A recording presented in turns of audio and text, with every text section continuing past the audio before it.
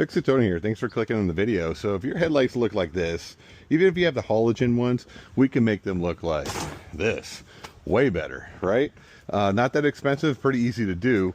So the factories don't, you can't do LED because they have a sensor in here.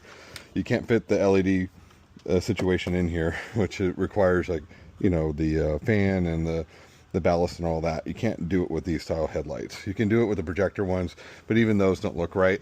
These have it all included, all in one, including the daylight running lights. Even if you have halogens, we can switch them over. So I'm gonna show you how to switch these over super quick, really easy. All right, so I'm gonna grab our 10mm. You can do this with a wrench if you don't have enough room. Get past that grill. If you're too close and you're gonna damage the grill, don't do it this way. I do it because I have just enough room with the wobbly socket here.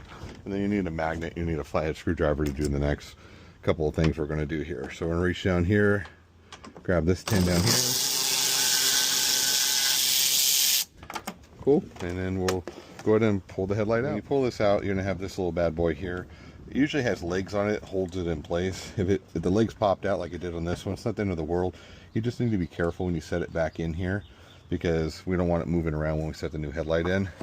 And then our harness right here. Unfortunately, I had to take this to a dealer, actually not a dealer, a body shop to have a repair done, and they don't know how to take these off, so they decided to just go ahead and break it. What you're gonna do is just slide in like this. You're gonna grab that tab and pull it up and pull it out. That's the way it comes out. Don't yank on it, you won't get it. Now, if you have the halogen lights, you're going to use this, and there's another wiring kit you have to use. But if you have factory LEDs like I do, you're just going to go ahead, again, slide the screwdriver in, pop it up like so, pull this harness out. We're not going to use that.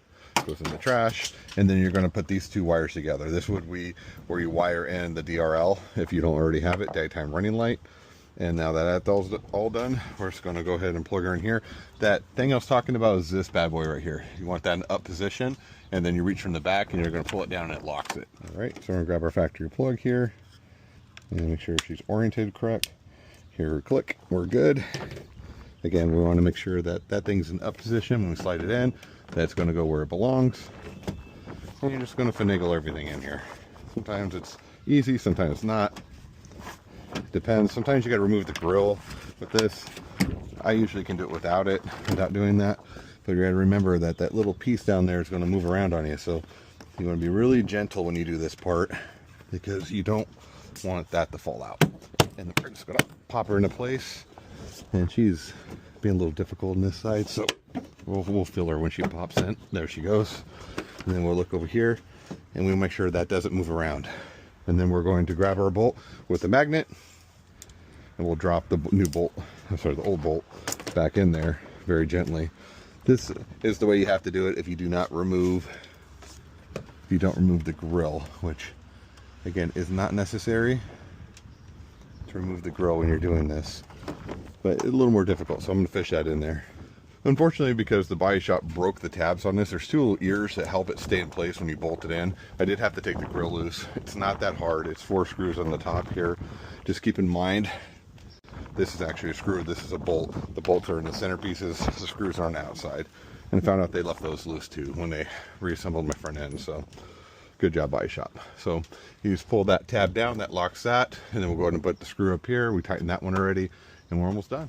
Alrighty, so like I said, these are the screw type right here. We're going to go screw those in.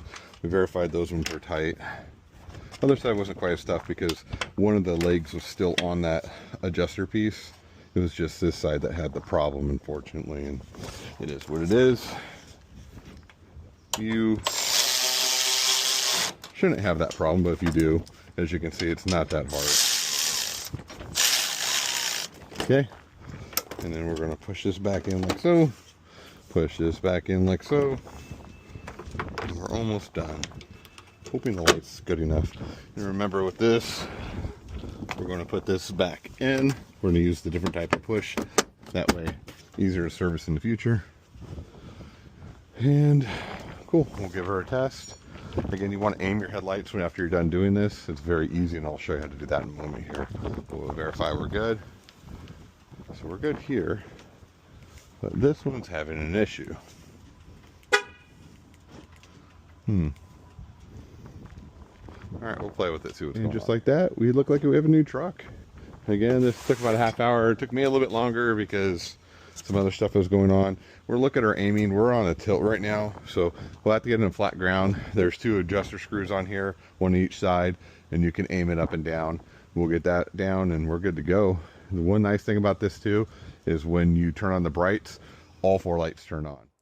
So here's the low beams, nice even flat pattern, super bright, and the high beams crazy bright. So that is pretty neat. So we'll go play with them right now, but if you like what you see, please click on the link in the description. It helps the channel.